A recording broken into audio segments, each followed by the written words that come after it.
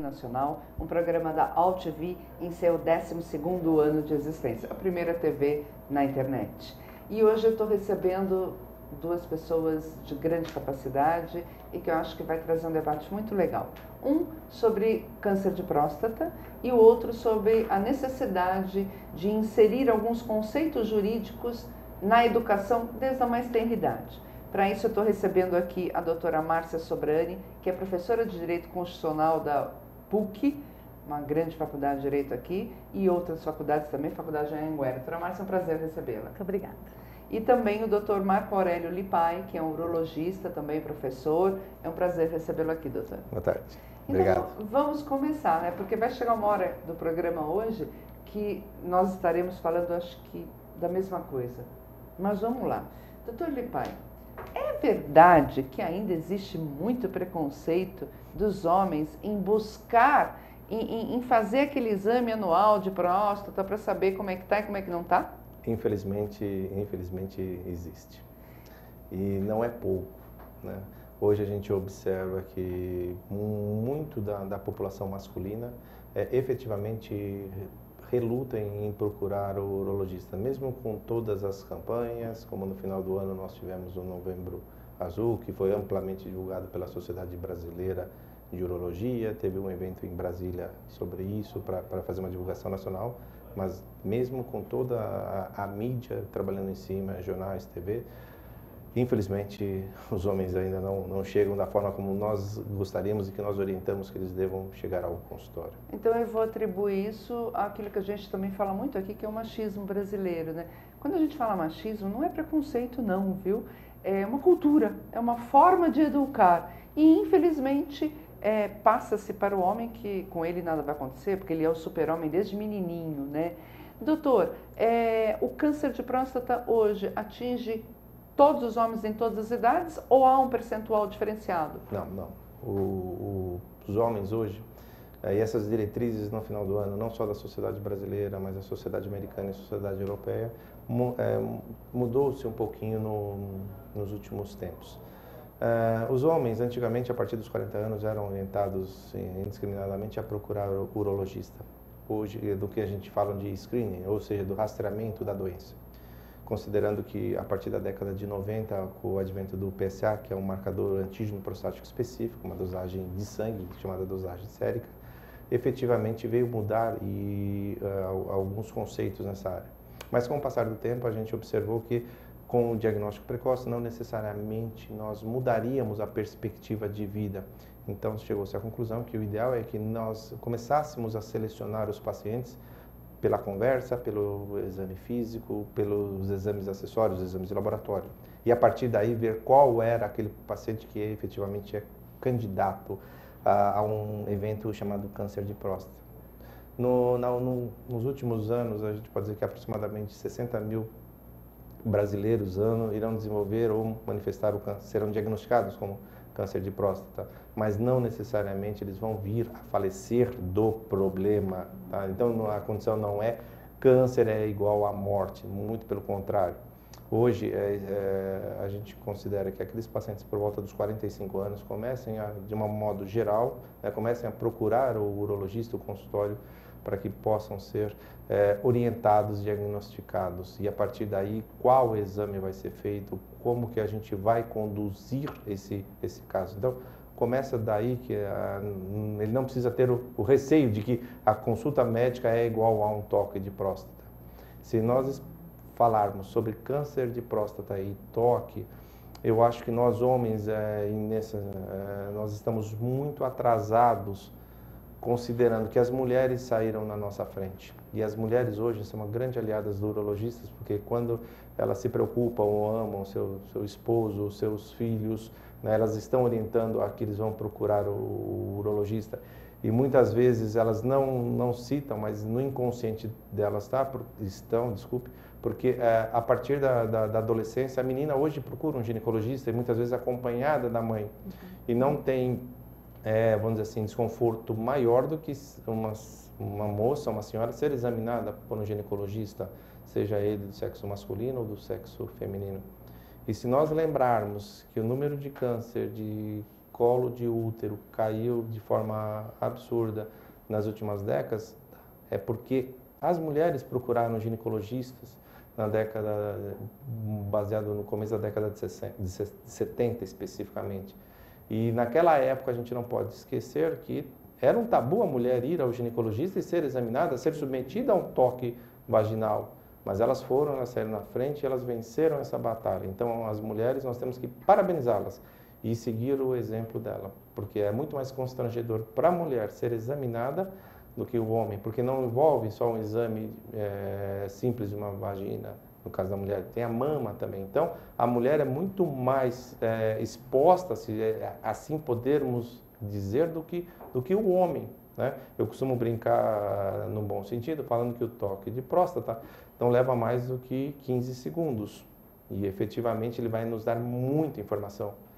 Um toque de próstata hoje, quando bem feito e em mãos experientes, 40% dos diagnósticos podem ser, aproximadamente, podem ser realizados por um simples toque. Depois se complementa com o PSA. E o PSA, aproximadamente, como eu falei anteriormente, ele é o antígeno prostático específico, é uma dosagem no sangue. E ele, isoladamente, vai dar ao redor de uns 45%. Se nós somarmos o toque mais o PSA, efetivamente essa chance de acerto vai ao redor de 95%. E se esse paciente ele é fidedigno, ele vai ao urologista todos os anos, ou no período que o urologista assim determinar, não necessariamente ele precisa ser submetido todo ano ao toque de próstata, porque essa informação já vem lá atrás.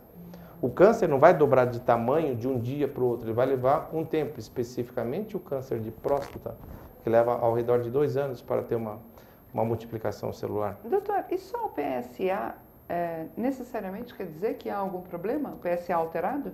Não. O PSA é o que eu comento com o paciente. Ele não altera especificamente, ele não é condição sine qua non, ou seja, ele não é igual a câncer. Subiu o PSA, eu estou com câncer de próstata. Não, existem outras doenças que precisam ser descartadas, como, por exemplo, o aumento benigno da próstata, que ocorre em todos os homens a partir dos 40 anos. Ele sobe, né? O PSA, eu costumo dizer que ele tem uma curva de crescimento ao longo do tempo. E nós precisamos interpretar essa curva de qual é a tendência dela. E a partir daí, pode ser uma doença benigna, por exemplo, uma infecção da próstata, chamada como prostatite, pode dar. A hiperplasia prostática benigna, aquela que leva o homem a ter dificuldade para urinar, pode levar. Uma manipulação, por exemplo, uma sondagem, uma colonoscopia, que é um exame, né, do intestino. Então, tem uma infecção de urina pode dar. Uma infecção de urina, né, que também pode. Então, cada caso é um caso. E não quer dizer que PSA elevado é igual a câncer. Isso tem que deixar muito bem claro. Agora, eu vou provocar. Ontem eu participei do programa do Bujanra. Como eu fui alvo de provocações, eu vou provocar. Eu li recentemente um estudo nos Estados Unidos de que, muitas vezes, o resultado de que esta pessoa está lá 3.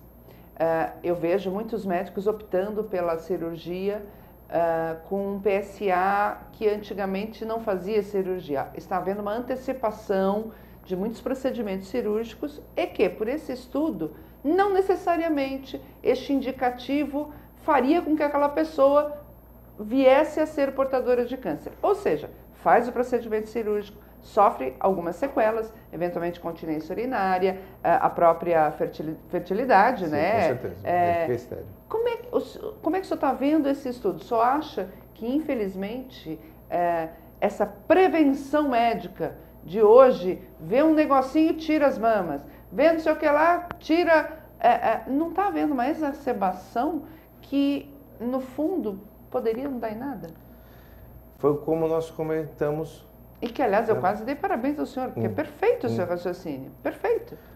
Eu costumo dizer no consultório para os pacientes, até tranquilizá-los, porque o paciente entra no consultório, ele já entra tenso, ele já acha que ele tem alguma doença, ou aquele que já vem com um diagnóstico previamente estabelecido. Então, a primeira coisa é tranquilizar o paciente. De que forma que a gente tranquiliza o paciente? comentando com ele que o tratamento dele tem que ser personalizado dentro do arsenal que nós temos à disposição e, ao mesmo tempo, se classificando a faixa etária a qual ele se encontra e, efetivamente, as doenças que ele também traz para nós. Então, cada caso é um caso. Por exemplo, é diferente eu fazer um diagnóstico num paciente com câncer de próstata jovem, quando eu falo jovem, vamos supor ao redor dos 55 anos, e que ele tem uma perspectiva de vida mais de 30 anos, eu vou colocar, e é uma doença que nós identificamos que é uma doença localizada, eu vou propor para esse paciente as opções terapêuticas, e essas opções têm que ser muito bem colocadas, nós temos que ser extremamente éticos. Existe a opção cirúrgica, existe a opção de radioterapia, como exemplo, e existe, por exemplo, como a literatura está colocando, e a gente começa a discutir observações.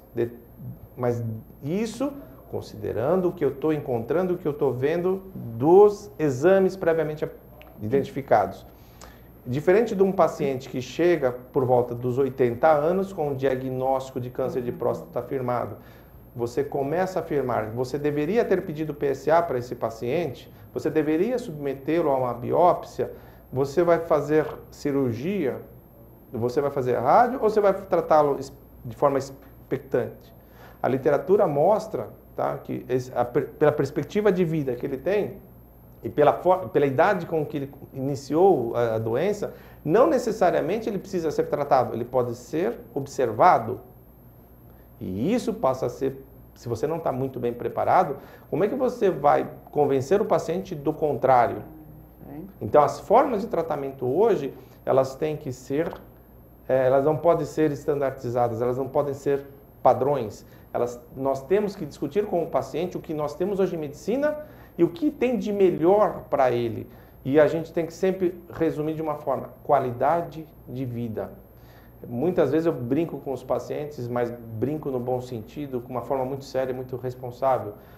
No câncer de próstata especificamente, os pacientes ao redor de 75, 80 anos, quando fazem um diagnóstico, eu costumo dizer assim, a perspectiva de vida do senhor é essa, em razão desses motivos encontrados, e muito provavelmente o senhor vai morrer com a doença e não da doença. Eu falo em morte porque é a única certeza que nós temos na vida e que nós temos que também estar preparados para isso dentro da medicina. Eu acho que eu consigo responder dessa forma. Eu diria, eu acho que a Márcia vai concordar comigo, no nosso linguajar, eu diria morrer com dignidade.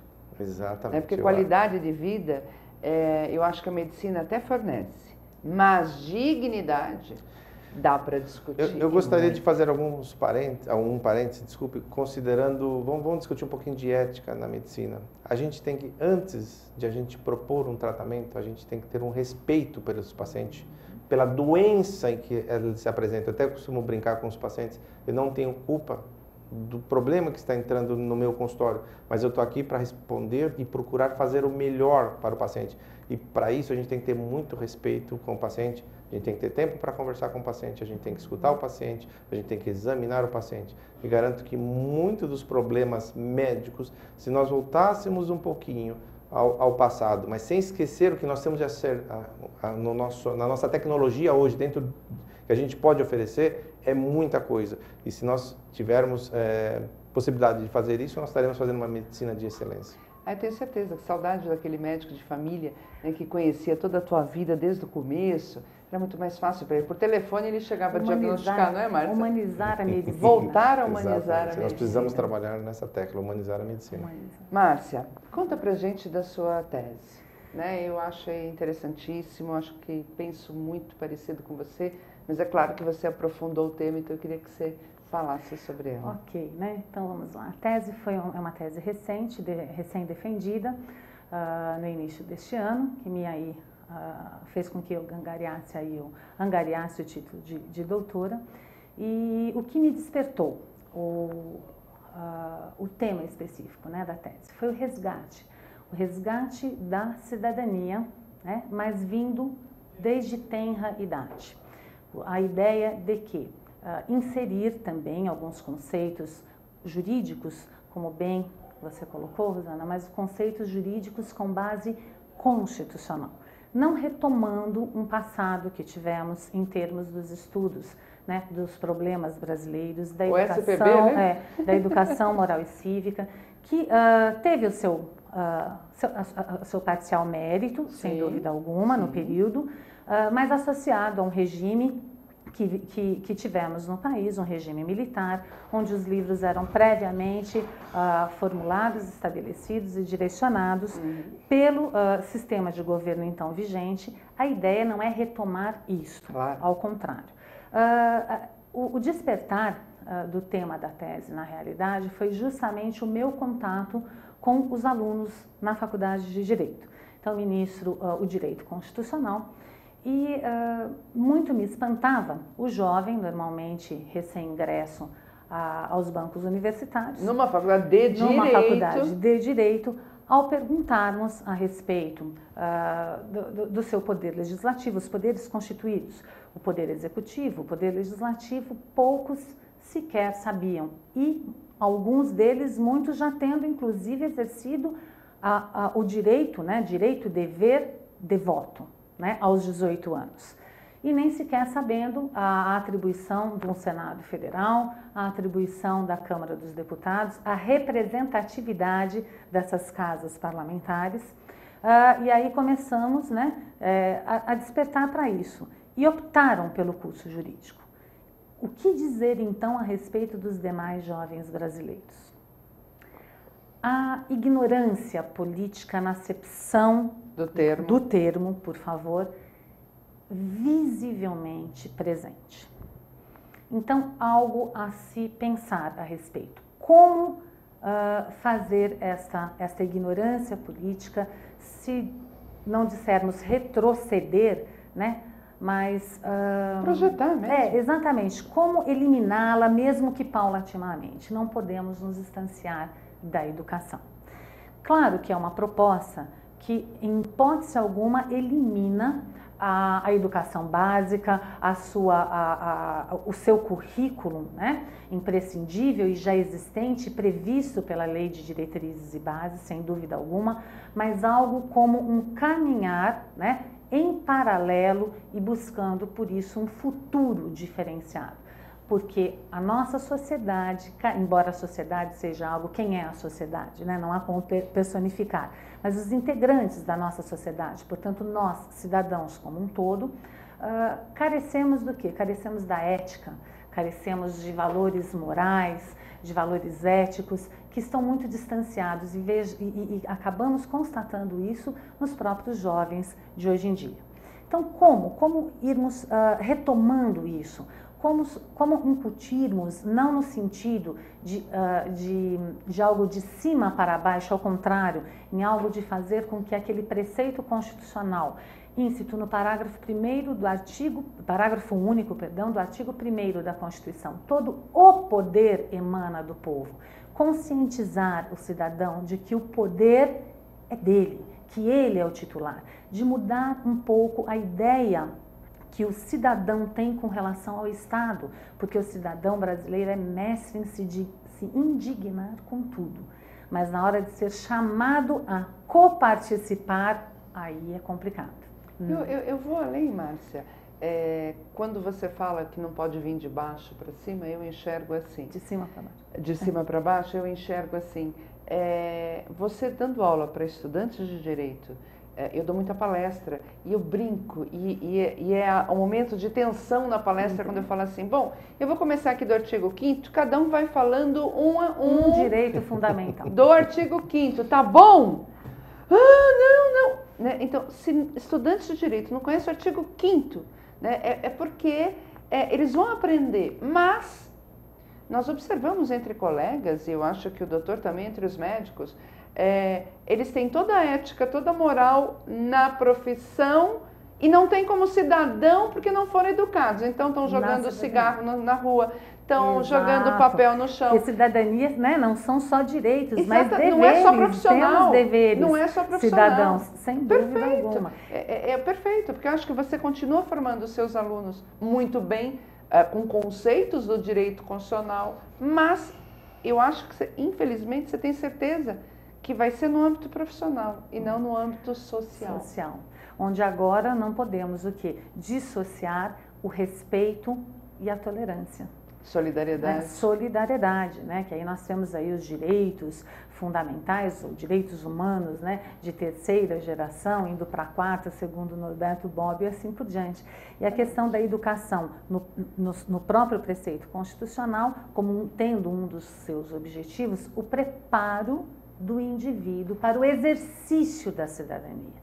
Então é isso que, e a cidadania é muito maior, né, do que simplesmente comparecer de tempos em tempos às urnas, ainda muitas vezes reclamando da obrigatoriedade do voto. Brincando com o voto. Exatamente, brincando, muito embora não há qualquer problema em se abster. Eu parto desse pressuposto, desde que isso seja consciente. Claro, então, óbvio. o que falta para esta consciência é munir o indivíduo em formação, daí a ideia da nossa tese, né, a proposta da minha tese de justamente o quê? Ir munindo o indivíduo, obviamente, de forma paulatina, num linguajar condizente ao seu crescimento, de todas essas noções que envolvem o termo cidadania. Eu há pouco tempo entrevistei o Tércio Sampaio Ferraz e ele falou assim: Rosana, infelizmente o brasileiro nunca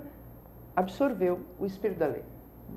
Ele é um contumaz burlador, por natureza. E isso tem tudo a ver com a falta dessa educação de cidadania. Porque se ele for educado sabendo que não pode desrespeitar, que não pode isso, não pode aquilo, é óbvio que o conceito de lei para ele altera, virá diferente.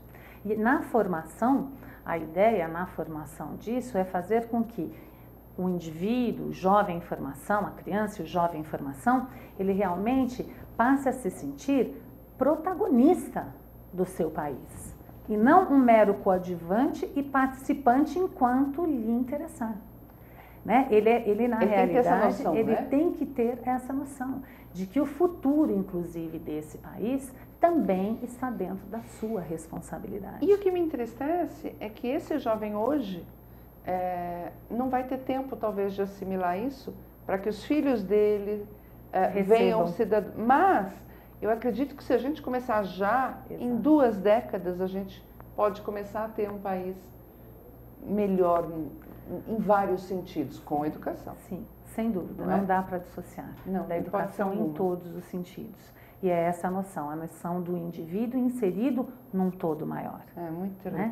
Bárbara. Agora eu vou voltar aqui para o Dr. Lipai. Dr. Lipai, no que meio ambiente, no que a genética, quais os fatores que podem levar um homem a ter câncer de próstata ou um indivíduo a ter câncer? Eu acho que são coisas muito próximas. Quando nós falamos de câncer de modo geral, a gente tem que entender que o câncer ele não ocorre de um dia para o outro. Ele é uma doença que a gente chama de múltiplos passos. Ou seja, a célula começa dentro do que a gente chama do seu ciclo celular regular, que as células nascem e morrem, na sua grande maioria, não todas, mas na sua grande maioria. Então, quando eu falo na sua grande maioria, determinados tecidos, né? Até há pouco tempo a gente achava que as células cerebrais elas eram imutáveis, células cardíacas, mas alguns trabalhos estão mostrando que não é assim. Talvez eles tenham um turnover, seja muito mais lento do que efetivamente acontece. Mas na grande maioria, por exemplo, as células da pele que se descamam, então estão a todo momento se regenerando. Então, partindo dessa premissa, o ciclo celular ele pode ser alterado e ele é alterado pelo que a gente chama a célula passa a ser mutável, né? E essas mutações elas podem ocorrer por vários fatores. Se nós conhecêssemos todos esses fatores, seria muito mais fácil de você inibir o crescimento, porque você poderia identificar qual é o risco que nós teríamos e a partir daí você inibir a exposição. Por exemplo, no caso do câncer de pulmão, se o indivíduo sabe que ele corre um risco de ter um câncer de pulmão, efetivamente ele deixa de ser exposto a determinadas fumaças, a tabaco e assim por diante, e ele efetivamente estaria livre. Mas isso não é a regra, nós não conhecemos, nós não temos esse domínio, mesmo porque tratando-se de de mutações e de uma doença de múltiplos passos, como eu citei anteriormente, você às vezes perde esse controle. Especificamente no câncer de próstata, nós não conhecemos esse mecanismo, é uma doença heterogênea. Eu tive a oportunidade de fazer um estudo com um determinado marcador e que isso virou até dos motivos do livro que nós escrevemos, da genética oncológica aplicada à urologia. E nesse trabalho e nesse livro, a partir de então, nós discorremos que o câncer de próstata é uma doença heterogênea, então nós não conseguimos efetivamente conhecer todos os passos até hoje. O que significa isso? Eu consigo identificar clinicamente que ele tem uma doença, um câncer dentro da sua próstata, especificamente dentro da sua próstata, e ele é o que nós chamamos de uma doença localizada. Ele tem todos os fatores positivos para nós irmos, fazermos a cirurgia ou a radioterapia e falar que esse paciente, ao longo do tempo, está curado. E a grande pergunta é por que alguns indivíduos, a mesma faixa etária, com o mesmo tamanho de câncer dentro da sua próstata, com os exames mostrando semelhantes, um vai para a cura e o outro vai manifestar recidiva da doença ao longo do tempo. Então essa é a grande pergunta. Então a genética está aqui para nos ajudar a conhecer os passos na carcinogênese. Então hoje, com toda a tecnologia, nós ainda não conseguimos identificar todos esses pontos. Nós conhecemos alguns, e muito poucos, que nós não conseguimos ainda interferir efetivamente na doença e na sua evolução. O que nós sabemos é que alguns fatores do meio interferem. A grande pergunta é, por que o indivíduo, né, no Japão não tem a doença, mas quando ele migra para os Estados Unidos, ele passa a ter o câncer na mesma, vamos dizer assim, no mesmo número, na mesma incidência que a população americana? Então, ou seja, o ambiente interfere, especificamente o ambiente, quando a gente fala, não necessariamente o local, mas, por exemplo, a alimentação. Sabe-se hoje que a alimentação baseada no excesso de gordura, de modo geral, é um fator que pode provocar o câncer, tá? Mas talvez qualquer câncer. Qualquer câncer, tá? E também para o câncer de próstata, né? Que esses trabalhos clássicos mostram exatamente isso. O indivíduo, na mesma faixa etária, ele tem um percentual pequeno no país dele, mas quando ele migra para outro país, né? Isso a gente conheceu bem nas populações asiáticas quando iam para os Estados Unidos, por exemplo, né? Infelizmente o Brasil, vamos voltar um pouquinho no que a doutora falou, educação. Nós ainda não temos uma educação como os outros países têm. Isso inclui na medicina, ou seja, eu poderia ter muito mais condições de termos dados sobre a população, né? Não que os médicos brasileiros não estão preparados como, por exemplo, os americanos e os europeus, muito pelo contrário, né? Nós, tá? Como a sociedade europeia e a sociedade americana, praticamente hoje desenvolvemos o mesmo nível de medicina. Só que nós não temos a tecnologia e a educação na base de dados para que a gente consiga desenvolver esses trabalhos. É exatamente o que a doutora falou, né? De forma muito apropriada. Volta à educação. Então, se nós tivermos educação para conhecermos e podermos estudar, isso nós vamos procurar identificar esses fatores. Fatores ambientais, sim, fatores genéticos, ou seja, aquilo que ele traz do pai. O indivíduo que teve um pai com câncer de próstata, um tio, um irmão ou a somatória deles, tem que ficar atento que quanto maior o número de membros da família com câncer de próstata, maior a probabilidade desse indivíduo vir a manifestar também a doença e de uma forma muito precoce. Isso é válido para o câncer de próstata e para outros cânceres, por exemplo, como o câncer do trato gastrointestinal, o câncer de cólon, por exemplo, tá? Que hoje talvez seja um dos cânceres que nós mais tenhamos domínio sobre a sua biologia. Quando eu falo biologia, é como ocorre a manifestação desse tumor. E por que? O que mais você tem dados? Dados, porque... Maior incidência? Ela é incidência, eu costumo dizer assim, que os 6 cânceres mais comuns, isso eu falo no consultório, quando eu estou falando de medicina preventiva, aquele indivíduo que veio, como nós começamos a conversa, fazer o diagnóstico, eu falo para ele o seguinte, na faixa etária que o senhor se encontra, nós não podemos esquecer que não necessariamente o câncer de próstata é o que vai lhe preocupar. Nós temos 6 cânceres sólidos, não nos hematológicos de sangue, 6 que são os mais comuns. Tá? Dentre esses 6, 3 são urológicos, rim, bexiga e próstata. Nós não podemos esquecer disso. Temos outros 3, pulmão, pele e intestino. Até brinco que, efetivamente, um raio-x vai mostrar um câncer de pulmão. A pele, muitas vezes, é o próprio paciente que faz o diagnóstico. O intestino, ele precisa procurar um médico para submeter a uma endoscopia, seja uma endoscopia alta ou uma endoscopia baixa, a colonoscopia. Tá? Então, a gente conhece dentro de todos, vamos dizer assim, os fatores, né? Os fatores hereditários, os fatores dos passos, dos exames que nós temos à disposição hoje, que a gente consegue identificar e fazer a medicina preventiva. Então, eu não posso deixar de considerar a orientação que eu tenho que passar para esse paciente. Mas eu lembro que muitas vezes o câncer vai começar agora, mas ele só vai manifestar daqui 5, 10, 15 anos, dependendo do tumor que ele tem. Por outro lado, falando de medicina preventiva, ele não pode deixar de esquecer doenças cardiovasculares. E hoje, dentro da urologia, volto a insistir, de ter tempo de conversar com o paciente, não se deter única e exclusivamente a queixa e a duração que lhe traz ao consultório, mas procurar identificar outros fatores. E ao resultado dos exames também, né? Exatamente. Por exemplo, em medicina hoje, seja ela qual for, e isso quem trata é o urologista, disfunção erétil é um marcador para a doença. Se esse indivíduo tem uma falha de ereção, principalmente jovem, tem que se identificar se ele não tem uma doença cardíaca, uma doença endócrina ou algum outro fator que está levando ele até essa falha. Então, a gente fala que o que o paciente conta, ele é um marcador tão efetivo quanto um marcador de sangue, por exemplo.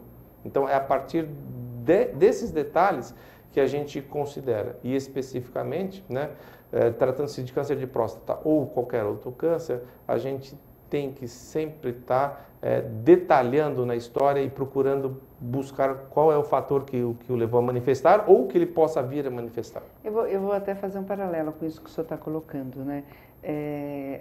Aquele médico de família lá de antigamente, infelizmente não tinha tecnologia para confirmar diagnósticos e talvez a próprio estudo, né, que vão avançando em decorrer da tecnologia. Mas ele olhava o ser humano. Né? Ele conseguia. Hoje, parece que faz todos os exames para ver se tem alguma coisa, vai achar alguma coisa, porque sempre, né, que não necessariamente quer dizer uma doença, tal qual um advogado que acha daqui a pouco, alguns, e acho que a Márcia vai concordar comigo, que acha que é só colocar no computador e sai o número da lei que vai aplicar, né? Que é justamente o papel do advogado é de interpretar. Passando a hermenêutica, né? Não é? Que é o papel do médico, que seria é fácil.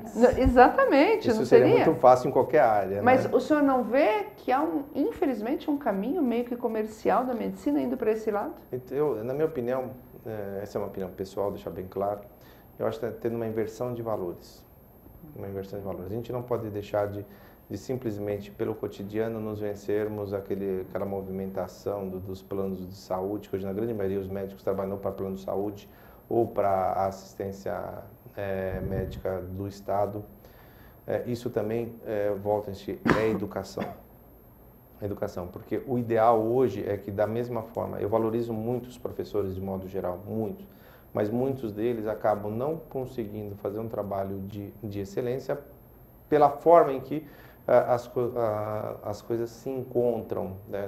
Vamos dizer assim, estaria sucateado, não tem salários adequados, não tem condições ideais. Nós vemos absurdos de alunos agredindo professores, quer dizer, está tendo uma inversão de valores, a gente não pode deixar de considerar isso. E no meio médico também acontece isso.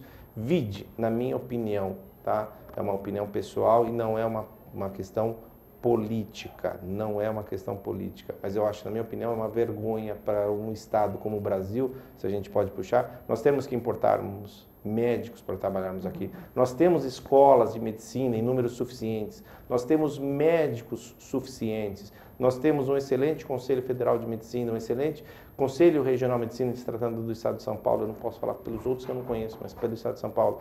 Então nós temos, o que nós precisamos rever é a forma como os médicos estão trabalhando, como eles estão sendo remunerados, como eles estão trabalhando. Eu acho que seria conveniente que nós fôssemos à periferia, pode ser na periferia de São Paulo mesmo, e ver as condições em que os médicos trabalham e da forma também como a população é atendida. Não é só por uma questão que o médico não quer trabalhar, que às vezes ele não tem condições de trabalhar. Não tem nem raio-x, né? Exatamente. É uma condição ampla. E isso volta a esbarrar lá atrás, educação. Porque se nós tivermos educação,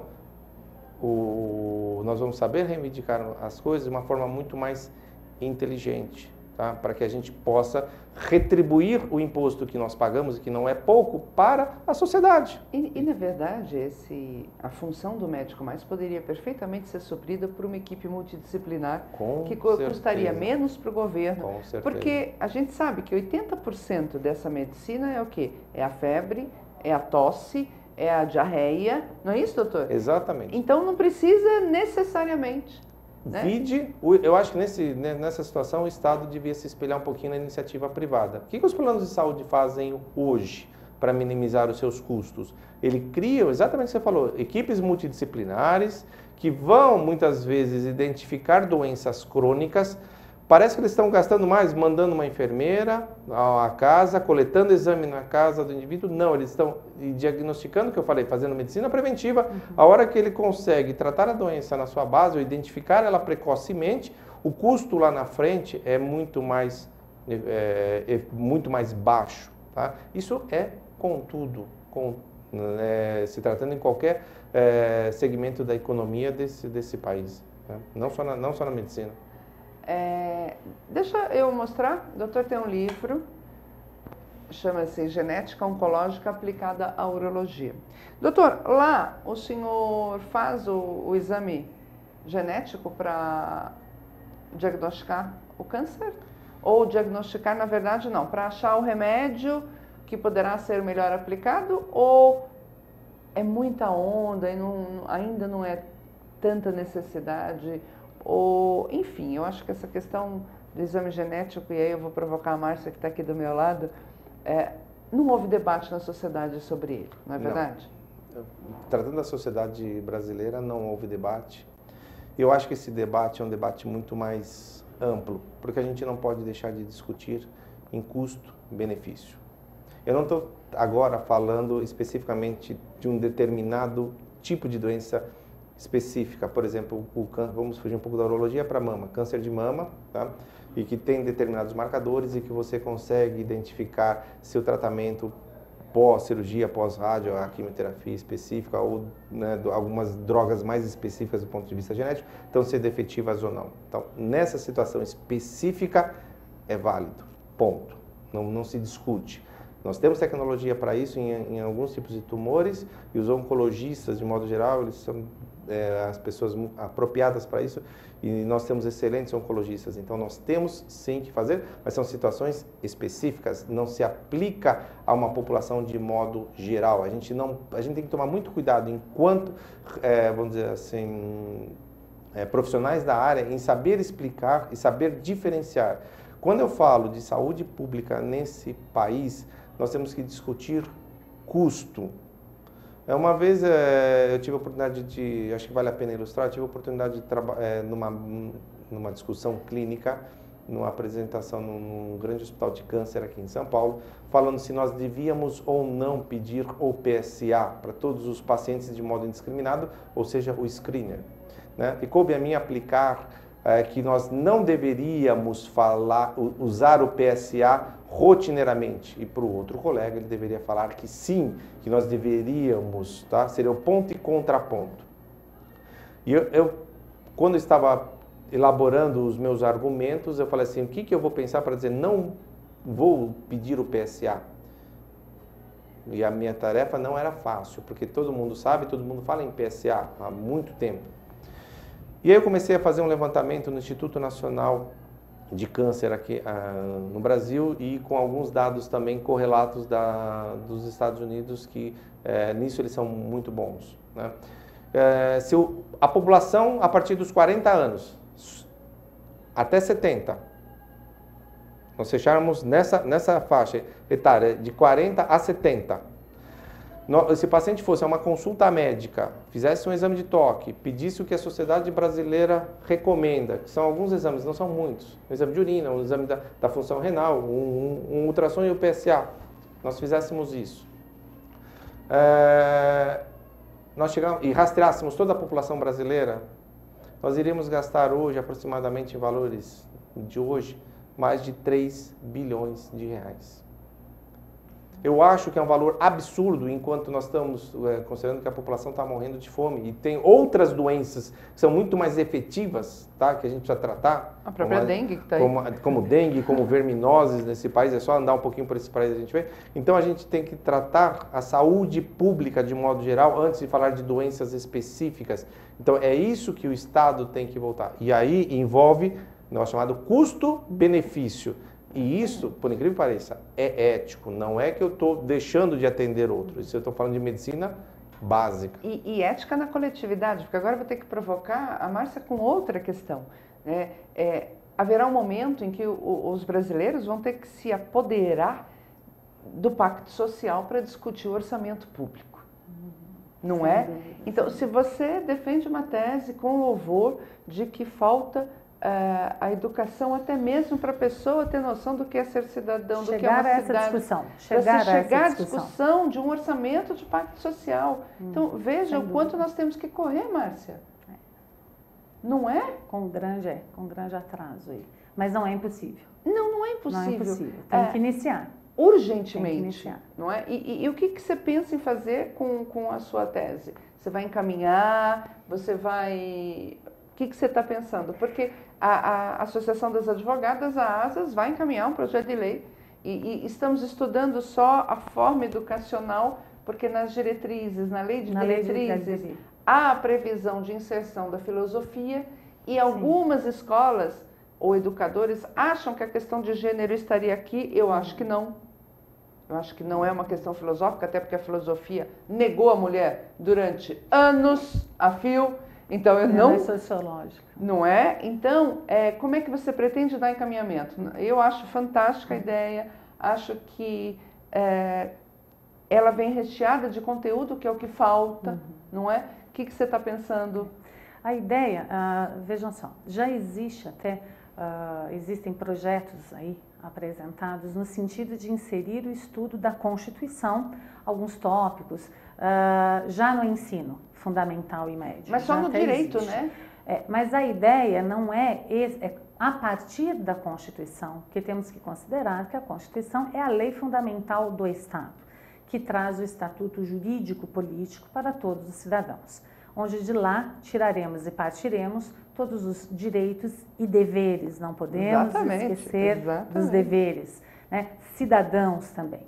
Então, a ideia não seria somente inserir, porque a própria LDB já tem, não haveria necessidade de uma reforma. Que é muito difícil, me disseram. A reforma da própria LDB, que acabaria envolvendo muitos outros aspectos, o que não estaria, veja bem, o que não poderíamos fugir, porque para uma reforma dessa, a interdisciplinariedade tem que estar presente, claro. E inclusive a participação da sociedade civil, sem dúvida alguma. Interdisciplinariedade, porque não basta simplesmente colocar um artigo na LDB, passa-se a ensinar a Constituição Federal, de forma alguma. Mesmo porque, como ia dizendo, lá já existe previsto atualmente o quê? A necessidade de noções sobre o sistema político para o indivíduo em formação. Agora, não seria só isso, não é só o sistema político, né, que nós precisamos resgatar aí. Resgatar desde aquela noção inicial de pertencimento, de nacional, de pertencer ao país, de ser, como disse já e reitero, protagonista da situação atual e da situação futura. E no caso de uma opção por não participação, por não ser este protagonista, por não tomar esse status, não no sentido diferenciador, mas de estado de cidadão, que o seja por opção, mas que seja consciente e não simplesmente por abstenção mera e simples. Eu li uma resenha da dissertação dela, onde ela traz de uma forma muito peculiar que hoje a nossa sociedade, e de um tempo para cá, aliás, de um tempo para cá não, há muito, eu tenho a impressão, desde o nosso Código Civil de 1916, que já foi revogado, tudo era voltado para o indivíduo e nunca para o coletivo. O novo Código Civil, que também já não é tão novo, que é de 2002, traz umas noções de coletividade e que começaram, inclusive, a perturbar um pouco o nosso meio, né? Como assim coletividade, né? Exato. Porque, infelizmente, o brasileiro está acostumado a olhar para o umbigo. Então, eu acho que o que eu achei muito interessante da sua tese é justamente isso, que é você passar para as nossas crianças, e todas já sabem todos os direitos dela, viu? Todas. Deveres, não, porque não se fala em dever de criança, né? Só se fala em direito de criança. Justamente a noção da coletividade. Da inserção do indivíduo, da criança, do indivíduo em formação, nesta coletividade, como copartícipe. Não só da escola, como do bairro, como da cidade, como do estado, como do país. Exato, a educação cidadã envolve isso tudo. Exatamente. Então envolve sim conceitos constitucionais. Veja que até é interessante, nós temos vários dispositivos na Constituição apregoando, né, a sua chegada ao cidadão. Nós temos até lá no ato das disposições constitucionais transitórias um dispositivo que afirma, que acredito que muitos cidadãos nem sequer têm a mínima noção disso, que ele tem direito a um exemplar gratuito da Constituição. Todo e qualquer cidadão brasileiro tem esse direito. Quer dizer, que é um direito mínimo, a partir do qual, se ele tomar o conhecimento dos seus termos, né, mesmo que perfunctório, não é necessidade, nós não estamos falando de um curso jurídico, nós estamos falando de conceitos básicos de cidadania. Extraindo a partir da Constituição, isso já seria um avanço muito grande. Né, em termos dos deveres cívicos. E não podemos esquecer o quê? Do processo democrático. Claro, nós não podemos dissociar a cidadania, o seu exercício efetivo, a participação do cidadão na manutenção, porque democracia ela não se instaurou em 5 de outubro de 88, com o advento da Constituição. Democracia é um processo do qual nós estamos fazendo parte, para o qual houve grande luta. E nós temos o quê? Nós temos que prosseguir nesse processo. E esse prosseguimento vem através de nós e das atuais e futuras gerações. Então, isso tem que ser colocado, isso tem que ser partilhado com a sociedade, com os indivíduos em formação, essa noção do pertencimento, essa noção do empoderamento do indivíduo enquanto cidadão e com relação às coisas públicas do seu estado e não somente as coisas particulares, porque o público é seu também. É de noção. Cada um e de todos nós. Exatamente. Essa é a ideia do senso coletivo, da tutela deixar de ter como centro de proteção a tutela jurídica o indivíduo e passar a se considerar o todo. Exatamente. É este novo foco, né, da solidariedade, da tríade, da Revolução Francesa, lá atrás, né? Da vamos mais para trás da ainda, fraternidade. Né? Vamos mais para trás, vamos lá para Roma, Grécia. Ou resgatamos isso, né? Resgatamos efetivamente isso e colocamos isso em prática desde já, com provavelmente colheitas futuras, não importa, ou colocamos em risco o quê? A nossa própria subsistência e existência. Né? Somos hoje cidadãos do mundo. Literalmente. Não só mais a distritos, a um território estatal. Não. Temos que pensar nisso. E eu acho que o grande problema, Márcia, é que o Brasil ele é complexo demais, né? Porque se você fizer uma pirâmide, vamos colocar aqui embaixo da pirâmide a camada mais empobrecida e mais desfavorecida, esses aqui sequer têm noção dos direitos. Aí você sobe na pirâmide, pega uma faixa grande, hoje já, que a própria economia já reconhece dos brasileiros, onde eles não querem saber dos deveres. Exato. Não é? Eles já conhecem o direito, mas dever jamais. Aí você vai para o topo da pirâmide, então, não é nem dever e nem direito. É o salve-se quem puder, pode tudo. Não é? Então, o Brasil é muito complexo mesmo. E acho, e todo dia eu termino os programas cada vez mais consciente que o que realmente falta é educação. Já entrevistei filósofos que falam que as crianças na Alemanha sabem os seus direitos, mas também os seus deveres. E aqui elas são incentivadas a só conhecer os direitos. Né? Aí vem um grupo e defende essas crianças, aí vem outro grupo e defende as mulheres, outro grupo defende os negros, e essas coletividades não se inserem, não é? E não interagem, não é interação, e somos todos parte de um todo. De um todo, e o que é pior, todos esses grupos apagando fogo dos seus nichos. Exato. Sem a construção, pela educação, do coletivo. E em todos os níveis, na mais tenra idade como nas faculdades, como disse aqui o doutor Lepai. Posso fazer um parênteses? Eu acho que hoje as pessoas, e de forma geral, 2 comentários, estão esquecendo uma coisa que lá atrás a gente estudava, a família. E eles estão perdendo essa identidade dentro da família. E a família teria ou tem esse papel importante de mostrar. Os pais, na minha opinião, têm que chegar assim para os seus filhos e falar assim, quais são os seus deveres? Porque falar não, né? Você tem direito, porque o seu direito é o meu dever para com você. E se a gente conseguir isso dentro de casa, eu acho que vamos caminhar muito. Segunda colocação, até que ponto o Estado brasileiro hoje, é uma pergunta que eu faço há muito tempo, ele tem interesse em melhorar a educação desse país? Talvez seja muito conveniente mantê-lo do jeito que está, o famoso status quo. Doutora, qual? A questão precisamos assim, separar, né, algumas coisas, porque acabamos encarando o Estado e o confundindo com os governantes, né? O Estado, na realidade, ele existe, é isso que nós temos que ter essa consciência e passar desse estado para os etéreo, indivíduos, né? Informação.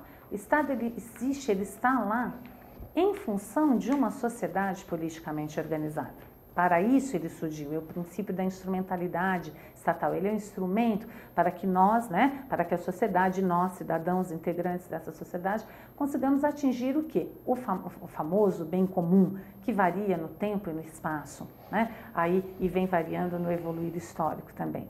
Então, a questão toda seria o quê?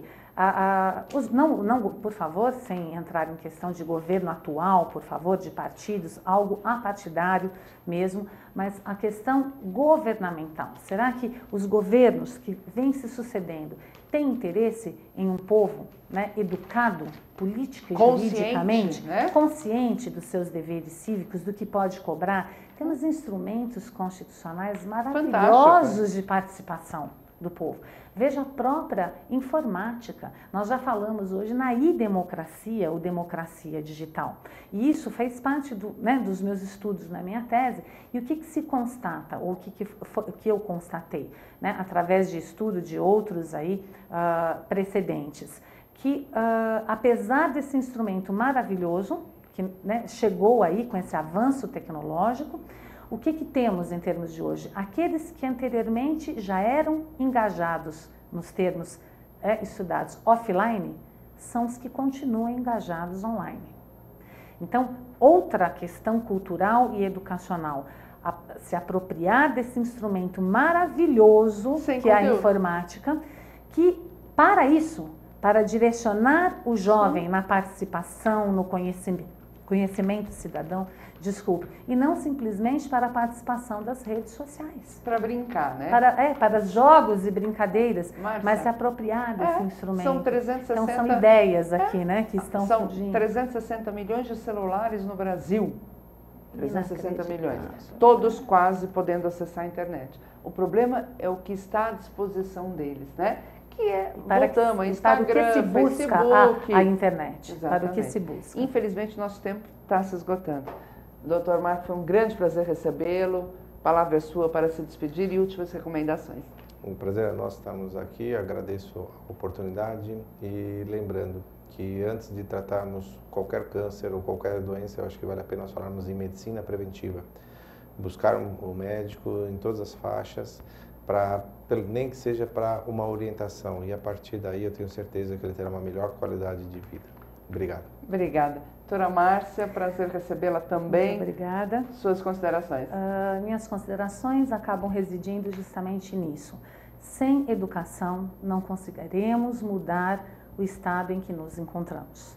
Então, pela educação, sem dúvida alguma, educação básica, mas pela educação também do indivíduo em formação para o resgate do seu empoderamento enquanto cidadão.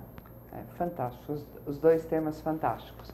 Eu vou me despedindo, lembrando que amanhã nós vamos ter a apitação em Diadema. Hoje a Ana Maria Braga deu entrando nesta campanha, porque enquanto não houver educação de gênero também, desde a mais tenra idade para as nossas crianças, infelizmente nós vamos continuar apagando fogo contra a violência à mulher. O Brasil ocupa o 7º lugar maior de violência no mundo contra a mulher. Portanto, Mulheres de Diadema, estaremos amanhã lá, perto da Ordem dos Advogados do Brasil, distribuindo apitos. Até semana que vem, fiquem com Deus.